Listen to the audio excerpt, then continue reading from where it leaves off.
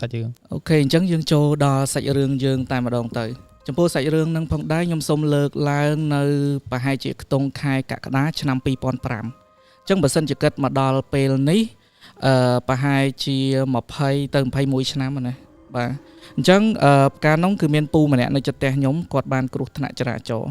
អញ្ចឹងគាត់បានគ្រោះថ្នាក់ចរាចរណ៍ដោយករណីប្រកបហ្នឹងគឺឡានកុងតឺន័រគីគាត់ហើយគាត់បានដួលស្លាប់អញ្ចឹងគាត់ពេលដែលគាត់ស្លាប់ហើយហ្នឹងខ្ញុំកាលនោះនៅរៀនក្មេងណែអញ្ចឹងខ្ញុំអត់ហ៊ានទៅមើលសាកសពប្រកបទេព្រោះសារលើគេថាមានឈាមមានវាអត់សូវល្អមើលអញ្ចឹងណាប៉ុន្តែសម្លៀកបំពាក់ដែលគាត់ប្រឡាក់ឈាមហ្នឹងគឺគេយកទៅបោះចោលនៅក្រោយផ្ទះប្រកបហើយនៅក្រោយផ្ទះគាត់ហ្នឹងគឺវាស្របចំផ្លូវដែលខ្ញុំដើរទៅផ្ទះទៅមករាល់ថ្ងៃជាប្រចាំថ្ងៃពេលដែលខ្ញុំដើរទៅខ្ញុំកន្លែងទៅឃើញអាខោអាវប្រឡាក់ឈាមហ្នឹងហើយមនុស្សយើងចេះទៀតពេលដែលយើងរត់តែខ្លាចយើងរត់តែមើលអញ្ចឹងដើរទៅមើលដើរមកវិញមើលចុះមើលឡើងក៏យើងសម័យចេះសម័យព្រោះសារពេលដែលគាត់នៅរស់គាត់ជួយចិត្តហៅឈ្មោះខ្ញុំអីលេងដែរអញ្ចឹងណា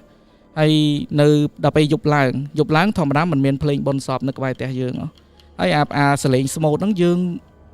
វាព្រឺយើងវាខ្លាចហើយអញ្ចឹងញ៉ាំបាយបដាអញ្ចឹងខ្ញុំវាចូលលក្ខណៈរវើរវាយខ្ញុំឃើញគាត់នៅក្នុងចានបាយរបស់ខ្ញុំប៉ុន្តែខ្ញុំអត់សន្និដ្ឋានថាខ្មោចទេគាត់ណាខ្ញុំឃើញគាត់នៅក្នុងចានបាយរបស់ខ្ញុំអញ្ចឹងខ្ញុំខ្លាចខ្ញុំតម្លាក់ចានបាយចុះខ្ញុំភ័យដែរហើយខ្ញុំស្រែករោយាយខ្ញុំអញ្ចឹងណាបាទអញ្ចឹងខ្ញុំពេលហ្នឹងខ្ញុំអត់ចាត់ទុកថាគាត់មកលងខ្ញុំទេខ្ញុំចាត់ទុកថាខ្ញុំខ្លាចគាត់ពេកទៅជារវើរវាយឃើញគាត់ក្នុងចានបាយស្រាប់ដល់ពេលមកលងបានប្រហែលថ្ងៃក្រោយម៉ាស៊ីនចាក់សាក់ប៉ះពូខ្ញុំនៅក្នុងបន្ទប់ម៉ាស៊ីនចាក់សាក់ពីមុនមកវាមិនមែនទំនើបដូចឥឡូវទេកាលហ្នឹងគាត់តខ្លួនឯងដូចថាក្បាលមកចូលអញ្ចឹងទៅហើយអាថ្មពិលរបស់យើងវាមានពោលបោកពោលដកហើយអញ្ចឹងក៏តខ្សែភ្លើងមកវាមានភ្ជាប់ពីពោលបោកជាមួយពោលដកយើងអង្គុយកាន់អញ្ចឹងបណ្ដាបានយើងយកទៅសាក់ហ្នឹងបណ្ដាតែថ្ងៃដែលខ្ញុំបានឃើញផ្ទាល់ហ្នឹងគឺម៉ាស៊ីនសាក់ហ្នឹងវារខ្លួនឯងនៅក្នុងបន្ទប់ហ្នឹងខ្លួនឯងអញ្ចឹងណាហើយខ្ញុំគឺអ្នកដែលឃើញផ្ទាល់ហ្មងស្រាប់ដល់ពេលហ្នឹងគ្រួសាររបស់ខ្ញុំនៅក្នុងគ្រួសារហ្នឹងពូមីងមាខ្ញុំអីគាត់ដឹងតែខ្ញុំខ្លាចខ្មោចពូហ្នឹងដែរអញ្ចឹងក៏ចេះតែប្រអាប់ថានោះពូនឹងមកឡងហើយពូនឹងមកលេងអញ្ចឹងទៅហ្នឹងហើយអញ្ចឹងក៏អត់ចាប់អារម្មណ៍ដែរចេះនឹកថាខ្លាចពូហ្នឹងណាបាទស្រាប់ដល់ពេលក្នុងប្រហែលក្នុងមួយរយៈពេលចុងក្រោយហ្នឹងដែរប្រហែលថ្ងៃហ្នឹងដែរម៉ាក់ខ្ញុំគាត់យកសពឃើញបាក់ធ្មេញស្រាប់ពេលគាត់បាក់ធ្មេញទៅហូរឈាមខ្លាំងមែនតើដល់ថ្នាក់យកស៊ីយ៉ូបាញ់ទឹកហ្នឹងមកបាញ់ធ្មេញហ្នឹងក៏អត់ប្របាត់ដែរនៅតែហូរឈាមរហូតអញ្ចឹងពេលធម្មតាតាមទំនៀមទម្លាប់ខ្មែរយើងពេលដែលយើងយកសពឃើញបាក់ធ្មេញហើយហូរឈាមអញ្ចឹងវាអត់សូវល្អទេជាពិសេសពាក់ព័ន្ធជាមួយនឹងសាច់ញាតិរបស់យើងផ្ទាល់ហ្មងគឺអាចនឹងករណីដូចស្លាប់បាត់បង់ជីវិតអីអញ្ចឹងទៅអញ្ចឹងពេលដែលគាត់យកសពឃើញអញ្ចឹងគាត់ចេះតែភ័យដែរតែគ្រាន់តែចំណាំមើលដូចអត់អីដែរអញ្ចឹងណាហើយម្លងបានប្រហែលថ្ងៃទៀតយាយចដូនមួយរបស់ខ្ញុំគឺគាត់នៅពេញនឹងស្រាប់គាត់ឃើញអ៊ំខ្ញុំនៅបេនឡានគាត់ចេញពីញ៉ាំកាទៀវមកពីហាងញ៉ាំកាទៀវទៅគាត់កន្លែងទៅគាត់ឃើញអ៊ំខ្ញុំហ្នឹងគឺនៅឈរក្បែរឡានបេនឡានហើយក៏គាត់ខំស្រែកហៅដែរគាត់ខំស្រែកហៅអ៊ំខ្ញុំប៉ុន្តែពេលដែលឡានជិះកាត់អញ្ចឹងទៅបាត់គាត់ដល់ពេលបាត់គាត់ទៅគាត់ក៏ឆ្ងល់ដែរពួកអ៊ំខ្ញុំគាត់នៅស្រែទេហើយហេតុអីបានគាត់ឃើញអ៊ំខ្ញុំហ្នឹងនៅពេញគាត់ក៏បានទេមកខាងគ្រួសារខ្ញុំទេមកខាងម៉ាក់ខ្ញុំអីថាមិនបានអញឃើញវានៅពេញអញ្ចឹងវាទៅពេញការអញ្ចឹងណាមិនអត់មានពេលណាគេដឹងព្រោះការហ្នឹង20ឆ្នាំមុនពេលដែលយើងគាត់ឡើងមកពេញឆ្ងាយណាពីកំពង់ចាមមកពេញការហ្នឹងហាក់ដូចឆ្ងាយមែនតើបាទហើយយើងអត់តន់ស្រួលហ្នឹងហើយគាត់ក៏មិនមែនដូចថាអ្នកដើរនៅទីក្រុងឯដែរគាត់អ្នកស្រែអញ្ចឹងពេលដែលកន្លែងឃើញអញ្ចឹងគាត់ទេមកសួរគ្រួសារឯគីឡូថាមានរឿងអីបានគាត់មកពេញអញ្ចឹងទៅសារពេលអ្នកផ្ទះនេះថាអត់ដឹងផងគាត់មានប្រាប់អីទេបាទអញ្ចឹងដល់កន្លែងនេះខ្ញុំសូមបើកវងកញ្ចក់បន្តិចអ្នកទាំងអស់គ្នាប្រកាសជាឆ្ងល់ថាចំណងជើងខ្ញុំចង់និយាយអំពីអ៊ំរបស់ខ្ញុំឯហេតុអីបានខ្ញុំទៅនិយាយរៀបរាប់ពីពូនៅចិត្តផ្ទះដែលស្លាប់វិញបាទអញ្ចឹងឥឡូវយើងចូលដល់សាច់រឿងយើងតែម្ដងទៅនៅថ្ងៃមួយពេលដែលខ្ញុំដើរមកពីរៀនជាមួយអ៊ីខ្ញុំបងសុំកាត់តិចណាដោយសារ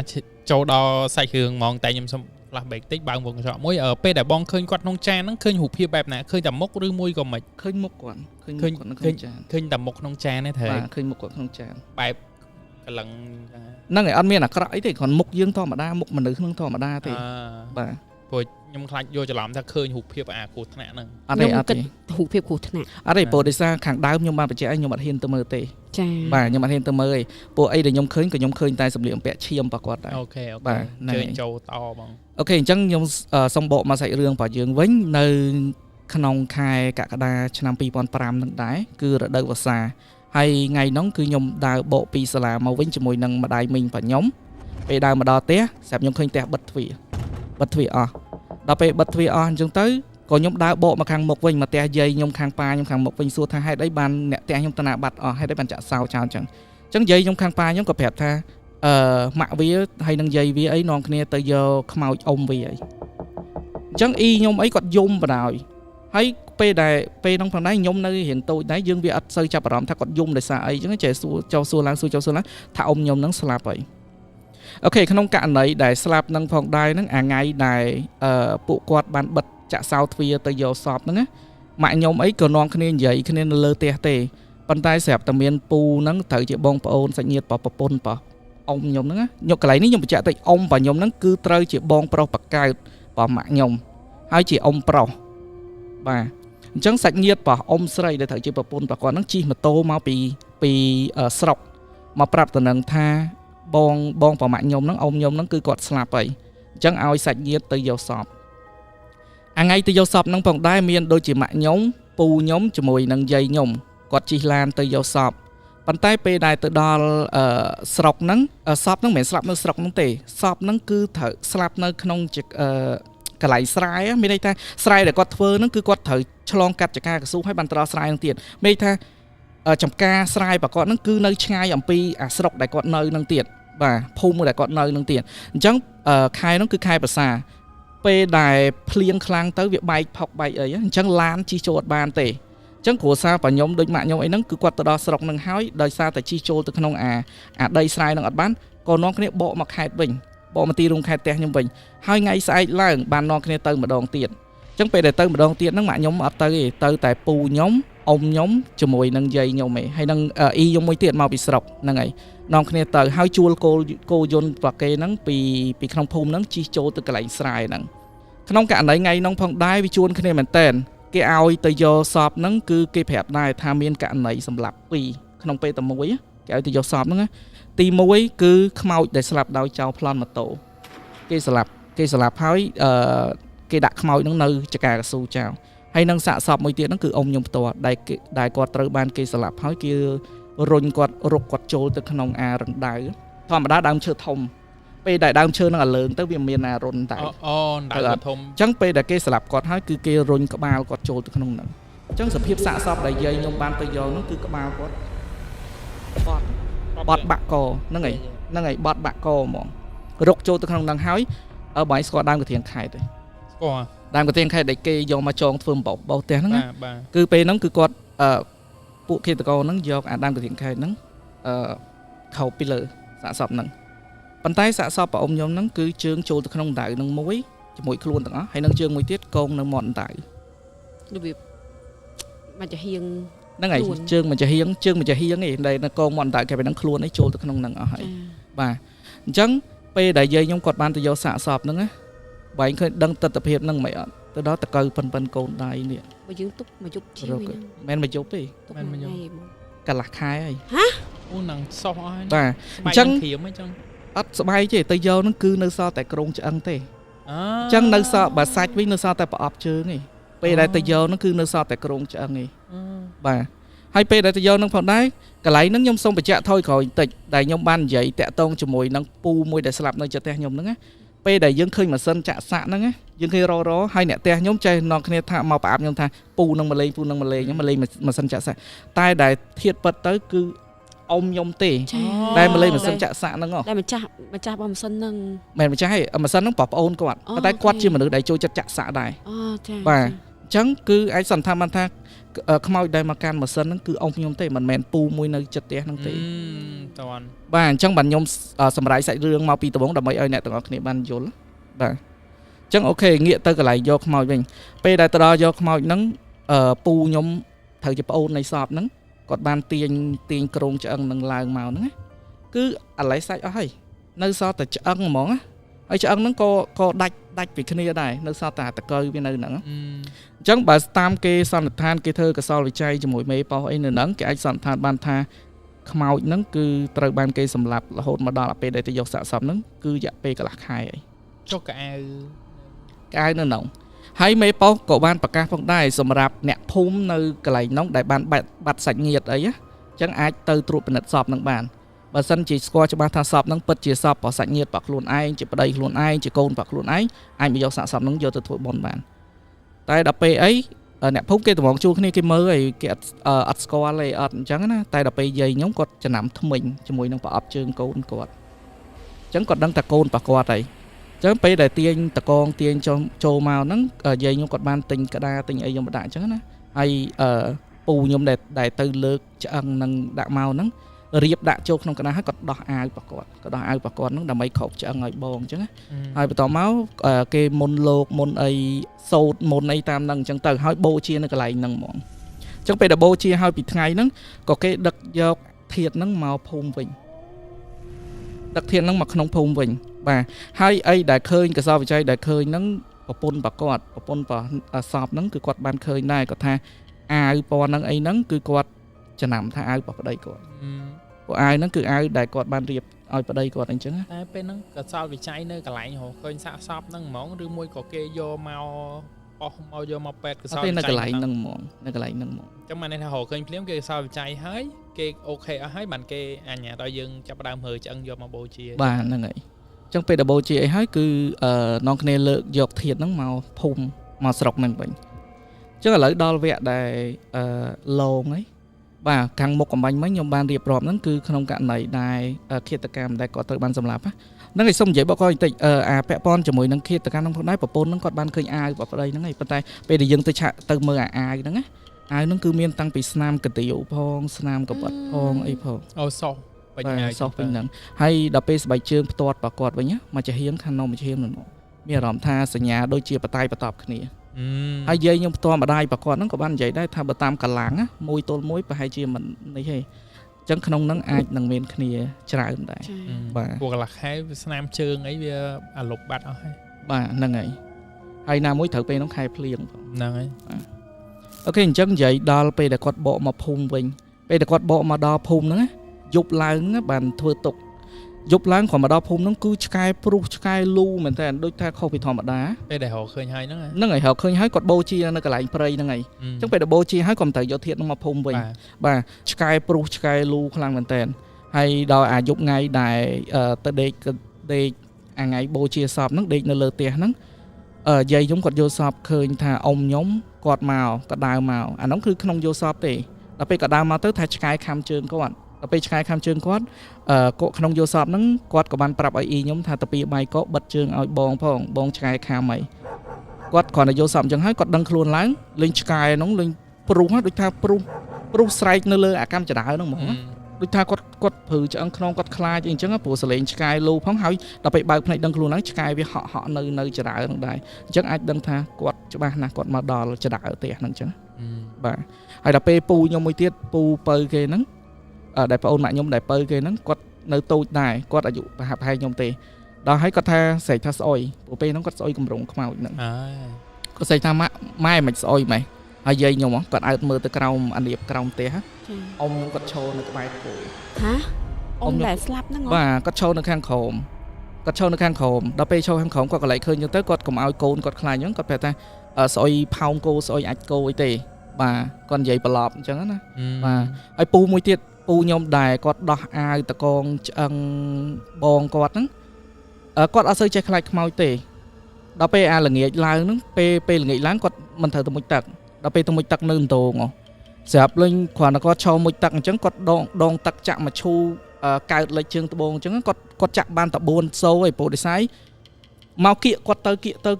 វាវឹបមកគៀកគាត់ទៅគាត់តម្លាក់អាសូនឹងចូលទៅក្នុងដងគាត់ប្រុចហត់មកផ្ទះវិញហ្មងដល់ពេលយប់ឡើងគាត់ដេកគាត់មានពាក់អាវណាគាត់ថមមកដល់ត្រជាក់ឆ្អឹងខ្នងហ្មងមកសឹបនៅពីក្រោយខ្នងគាត់ត្រជាក់ឆ្អឹងខ្នងហ្មងហើយបើអ៊ំខ្ញុំវិញ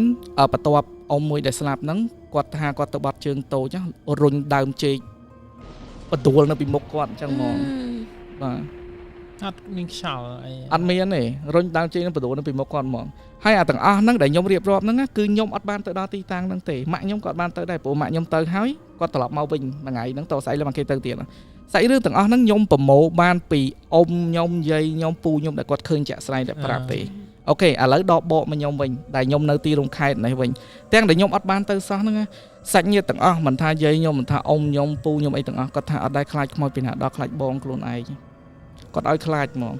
ហើយផ្ទះខ្ញុំកាលមុនវិញជាប្រភេទផ្ទះឈើមានអានៀបហើយយើងពីក្មេងមកយើងខ្លាចខ្លាំងមកវឹកនោះខ្លាចមែនតើណាខ្លាចដូចយើងមើលរឿងខ្មោចថាឡងពេញភូមិអញ្ចឹងខ្លាចសឹងថាឈឺនោមពេលយប់អីយើងអត់ហ៊ានក្រោកនោមហើយខ្ញុំនោមដាក់តាមប្រឡោះអានៀបពេលនៅក្មេងដល់ពេលនោមដាក់តាមប្រឡោះអានៀបហើយយើងដូចថាយើងចេះចង់ដឹងលឺអញ្ចឹងក៏អើតមើលទៅតាមប្រឡោះអានៀបទៀតហៅមើលតាមប្រឡោះអានៀបហ្នឹងទៀតគាត់ក៏ដេកយោងរឹងនៅក្រោមផ្ទះហ្នឹងមើលមកខ្ញុំឡើងអញ្ចឹងកន្លែងមើលមកខ្ញុំអញ្ចឹងហ្មងហើយមកយប់2ដងអាខ្ញុំហ្នឹងសាច់កម្មដែរដូចថាចង់ដឹងដែរអានោមលើកទី1ហ្នឹងពេលឃើញអញ្ចឹងហើយប្រាក់ខ្លួនមកដេកវិញដេកលក់ហើយមើលអាចិត្តភ្លឺហ្នឹងចង់ដឹងថាគាត់នៅអត់អើតមើលទៅក្រោមម្ដងទៀតគាត់នៅដេកមើលមកខ្ញុំយោងរឹងមើលមកខ្ញុំអញ្ចឹងម្ដងទៀតអញ្ចឹងមកយប់ហ្នឹងខ្ញុំឃើញ2ដងបាទតែក្នុងរូបរាងបែបណាដែរពេលបងឃើញអត់អាក្រក់ឯងរូបរាងមនុស្សយើងឯងដូចកាពេលនៅហួរដែរបាទប៉ុន្តែខ្លាចចុះយើងដឹងថាគាត់ស្លាប់ហ៎បាទរូបរាងជាមនុស្សប៉ុន្តែគាត់មកគឺឲ្យខ្លាចមកទាំងព្រឺសបល់មកទាំងព្រឺឆ្អឹងខ្នងហើយគាត់ស្លាប់បានមួយរយៈទៅកូនរបស់គាត់មកលេងផ្ទះខ្ញុំដល់ពេលកូនគាត់មកលេងផ្ទះខ្ញុំកូនគាត់ហៅប៉ុណ្ណាដែរបងកូនគាត់នៅទូចដែរប៉ុនមួយថ្ងៃដែរអត់ទេក្មេងទូចហ្មងអាយុ5-6ឆ្នាំទេកាលនោះអញ្ចឹងមកលេងផ្ទះខ្ញុំដល់ពេលមកលេងផ្ទះខ្ញុំទៅឲ្យគាត់ដេកនៅក្នុងបន្ទប់ជាមួយអ៊ីខ្ញុំស្រាប់ពេលអ៊ីខ្ញុំគាត់ថាគាត់ក្រោកទៅបត់ជើងតូចអ៊ំខ្ញុំនឹងមកឈរក្តក់នៅពីក្រោមផ្ទះវាថាគាត់មកតាមកូនគាត់ដល់មិនគាត់មកឈរក្តក់ហ្នឹងហើយមកឈរក្តក់នៅគៀនផ្ទះហ្នឹងហ្មងហើយកដាត្រៀតគាត់មកឈរក្តក់ហើយទៅដូចរបៀបយាមកូនគាត់អញ្ចឹងណាបាទហើយបើពូខ្ញុំមួយទៀតដែលជាម្ចាស់អាម៉ាស៊ីនចាក់សាក់ហ្នឹងវិញគាត់ថាដេកតតែយកកម្មាចងភ្នែកព្រោះដោយសារអីបើនិយាយពីរឿងបងប្អូនវិញអ៊ំខ្ញុំដែលស្លាប់ជាមួយនឹងពូដែលជាម្ចាស់ម៉ាស៊ីនចាក់សាក់ហ្នឹងគឺដូចគ្នាហ្មងទាំងរូបរាងចរិតលក្ខណៈអីចឹងណាគាត់ដូចគ្នាហើយដល់ពេលអ៊ំខ្ញុំនឹងស្លាប់ទៅគាត់ថាពេលដែលគាត់ដេកអញ្ចឹងទៅមកអង្គុយនៅចុងជើងគាត់រាល់យប់ហ្មងហើយគាត់បើកភ្នែកឡើងគាត់ព្យាយាមបិទភ្នែកមិនគាត់ក៏អត់កើតដែរគាត់ដេកសិតចងកម្មាគាត់យកកម្មាចងភ្នែករបស់គាត់ដេករាប់ខែមិនតែមួយថ្ងៃ2ថ្ងៃទេហើយបើប្រកូនការនោះបន្ទប់តាក់វិញនៅក្រៅផ្ទះអត់នៅក្នុងផ្ទះហ្នឹងហើយព្រោះផ្ទះយើងឈើអញ្ចឹងបន្ទប់តាក់នៅក្រៅផ្ទះនៅក្រោយផ្ទះអញ្ចឹងទៅគាត់ថាពេលដែលគាត់ចូលបាត់ជើងនៅក្នុងបន្ទប់ហ្នឹងលេងអ៊ំខ្ញុំគាត់នៅឈរពីក្រោយខ្នងគាត់ថាគាត់រត់ឡើងចង់ធ្លាយបន្ទប់តាក់ហើយគាត់យកសាច់រឿងគាត់យករឿងបើអ៊ំខ្ញុំដែលឡងគាត់ហ្នឹងមកនិយាយប្រាប់អ្នកផ្ទះខ្ញុំអត់ចូលទឹកបន្ទប់ទឹកនឹង3ខែអូយបាទខ្ញុំអត់ចូលព្រោះដោយសារពេលដែលចូលទៅគាត់នៅឈរពីក្រោយខ្នងមិននៅខាងក្រៅបកូននេះនៅក្នុងបកូនមួយគ្នាបាទនៅក្នុងបកូនមួយគ្នាហ្មងចូលទៅអីហ្នឹងខ្ញុំសម័យមើលខ្លួនឯងវិញពេលមកតិចខ្នងខ្ញុំគេខ្ញុំខ្នងខ្ញុំចូលចិត្តឲ្យវាដល់ជាងខ្ញុំយកមិនខ្ញុំយកភួយយកទៅឃ្លុំកន្លែងហ្នឹងឲ្យផ្អាប់វាឲ្យជាប់ជើងក៏ដោយអត់ឲ្យរបៀបមកកេះជើងអីខ្ញុំដាច់ខាតត្រូវតែគ្របក្តៅមិនក៏ដោយត្រូវគ្របជើងដែរហ្នឹងហើយពូខ្ញុំគាត់ឃើញអញ្ចឹងឃើញអាសាឃើញអង្គុយនៅចុងជើងហើយជួនកាលទៅតែតនៅពីលើមុខគាត់បាទគាត់ដេកអញ្ចឹងទៅតែនៅពីលើមុខហ្នឹងហើយមកកាប់មុខដល់អញ្ចឹងទៅបានគាត់យកកម្មាហ្នឹងចងនឹងភ្នែកចងភ្នែកព្រោះដោយសារអីពេលគាត់ដឹងខ្លួនឡើងពេលណាគឺឃើញតែអញ្ចឹងទៅបាទហើយម្លងបានមករយៈក្រោយទៅពូខ្ញុំមួយទៀតគាត់ទៅលេងផ្ទះទៅលេងប្រពន្ធគាត់ក្មួយគាត់អញ្ចឹងណាទាំងដែលធាតហ្នឹងគឺគាត់បូជាហើយគាត់ຕົកនៅខាងមុខផ្ទះប្រភូមិមកដូចប្រភូមិមកហ្នឹងហើយគាត់ຕົកនៅខាងមុខផ្ទះហ្នឹងហើយស្រាប់គាត់ថាថ្ងៃដែលគាត់ទៅលេងក្មួយគាត់ហ្នឹងបើកមុងចូលមករកគាត់ហ្មងបើកមុងហើយចង្គៀងហោះពេញមុងគាត់ឃើញហ្នឹងហើយគាត់ឃើញស្រស់ហ្មងបើកមុងហ្នឹងចូលមករកគាត់ហ្មងគាត់ស្រែកទាំងយប់ហើយរឿងដែលគាត់ឡងហ្នឹងគឺឡងខ្លាំងមែនតើហ្មងឡងសឹងថាបងប្អូនហ្នឹងគឺខ្លាចឡើងរាប់ឆ្នាំមិនខ្លាចតាមមកពេលដែលគាត់ស្លាប់ហ្នឹងឯងមកតោមិនចង់សើខ្ញុំសុំកាត់ទេដឹងកន្លែងបើកមុងមកខ្ញុំសម័យឃើញអីអត់ឃើញគេមូសចូលអត់បងអត់ទេខ្ញុំមិញ vậy chứ chuyện mua trâu là nhom khô có ba từ chẳng á mẹ trăng cắt ấy thế khô có ba từ chẳng mày mà ឃើញគាត់បើកមុងចូល បើកមុងចូលហ្នឹងឃើញរូបភាពបែបណាបងបានសួរ ដូចជាអត់បានស៊ូទេចំណុចកន្លែងហ្នឹងប្រហែលជាអាចនឹងវាអីចូលលេងអញ្ចឹងទៅប៉ុន្តែបើរឿងថាចកៀងហោះហ្នឹងគឺច្បាស់នឹងផ្នែកគាត់ឃើញច្បាស់ ចកៀងក្រៅមុងឬក្នុងមុងមក ចកៀងក្រៅមុងឯង ក្រៅមុងតែហោះចំ បាទហោះនៅពេញផ្ទះអញ្ចឹងទៅ តែមួយទេ បាទហើយគាត់បើកមុងចូលទៅរកពូខ្ញុំអញ្ចឹងបាទហើយដល់ពេលមករយៈក្រោយមកទៅពួកយើងចេះធ្វើបនឧទ្ទិសកុសលឲ្យគាត់អញ្ចឹងណាព្រោះដោយសារអីពេលដែលពេលយើងធ្វើបនហ្នឹងយើងប្រាប់គាត់ដែរថាកុំឲ្យបងប្អូនកូនចៅខ្លាចហ្នឹងហើយវល់អីណាប៉ុន្តែគ្រាន់ថាការខ្លាចហ្នឹងដូចខ្ញុំបញ្ជាក់អញ្ចឹងខ្លាចឡើងរាប់ឆ្នាំបានសាបបាត់ កាចសាហាវ កាចខ្លាច ដោយសារគាត់របៀបថាគាត់អត់សុខចិត្ត ហ្នឹងហើយ បានគេស្លាប់ បាទ សុខចិត្តតែដល់ពេលជួបហេតុការណ៍អញ្ចឹងយើងតែងតែទៅវត្តធ្វើបន់ទៅកសលជូនគាត់ធម្មតាអញ្ចឹងទៅ ហ្នឹងហើយទៅកសលអញ្ចឹងទៅហើយប្រាប់គាត់ថាកុំឲ្យកូនចៅអីខ្លាចទៀតអញ្ចឹងណាបាទ តែនៅតែមកយូរម្ដង នៅយូរចេះឃើញទៅប៉ុន្តែគាត់ថាដល់ឥឡូវហ្នឹងរៀងសាបហើយព្រោះរយៈពេល20ឆ្នាំហើយ រៀងសាបហ្មងឬក៏រៀងសាបឬមួយក៏នៅមួយបានន័យថា បើសម្រាប់ខ្ញុំហ្មងឥឡូវអត់ឃើញទេ ហ្នឹងហើយ បាទ ចុះបើលោកពូមីងអ៊ំអី គាត់ដូចជាអត់ដែរបាននិយាយដែរអញ្ចឹងខ្ញុំគិតថាសាបហើយ ប្រហែលជាលេងអីហើយ បាទលេងអីហើយ បាទគាត់ទៅចាប់កណាត់អីចឹង ហ្នឹងហើយបងបើខ្ញុំចាប់អារម្មណ៍ទៅករណីហ្នឹងដូចជាករណីឃាតកម្មត្រូវឯងបង បាទ អញ្ចឹងបត់ត្រឡប់ទៅវិញខាងគ្រួសារបងមានបានសើបរថារឿងហ្នឹងមកពីបញ្ហាអីបានមានដល់ឆ្លងដល់ឋានៈការឃាតកម្មហ្នឹងអត់ តាមពិតទៅនិយាយដោយស្មោះត្រង់ទៅករណីឃាតកម្មនឹងផងដែរបើរាប់តាំងពីឆ្នាំ2005រហូតមកដល់ឥឡូវវាចូល20ឆ្នាំហើយអញ្ចឹងរហូតមកដល់ឥឡូវគឺយើងអត់ទាន់បានវែកមករកឃាតករឃើញទេតែសម្រាប់គ្រួសារខ្ញុំវិញគឺគាត់គិតថាទៅតាមយថាកម្មទៅអ្នកណាសាងអីឲ្យគាត់ទទួលនឹងទៅប៉ុន្តែខ្ញុំចង់និយាយថារហូតដល់ពេលនេះថាមិនត្រូវគឺឃាតករនឹងគឺកំពុងតែនៅមើលមុខកញ្ចក់ទូទាស់នឹងកថាបានដែរ ហ្នឹងហើយដោយសារយើងអត់ដឹងថាគាត់ជាណាគេក្មេងចាស់ប្រុសស្រីយើងអត់ដឹងដែរ ហ្នឹងហើយពួកអីជំនាន់មុនរឿងឃាតកម្មហ្នឹងសម្បូរហើយច្រើន ហើយ ទៀត គាត់នៅឆ្ងាយទៀតចឹងពិបាកសើមកេត សម្បូរជំនាន់មុនរឿងចោលប្លន់សម្រាប់គ្នាអីហ្នឹងពីច្រើនបាត់កន្លះខែមួយខែអីមិនហោសាក់សពឃើញ ហើយត្រូវជំនាន់ហ្នឹងវាអត់មានប្រព័ន្ធ social media ដូចយើងសម័យឥឡូវទេ បាទ អូខេអូបងទាំងអស់គ្នាបានស្ដាប់ជាមួយនឹងរឿងបងម៉ាទីនគាត់និយាយហើយបើចាប់អារម្មណ៍ជាមួយនឹងរឿងខាងសពរបស់អ៊ំប្រុសគាត់វិញគឺថាឡងនេះបើថាឡងយកទៅថតរឿងគឺអត់មានកន្លែងប្រេកទេណា បាទ អត់មានកន្លែងប្រេកទេអត់ដល់ហើមទេសាហាវខ្លាំងហ្មងនេះដោយសារតែយើងស្ដាប់អញ្ចឹងណាបើយើងស្មើស្មៃចេញជារឿងកនវិញណាអាភ្លេងសោនឹងបុកទុងហើយបើកមុងមកចង្គៀងហោះពេញនឹងលក់មើលចុះខំទៅ ហើយមកចូលពេញមុងហ្នឹង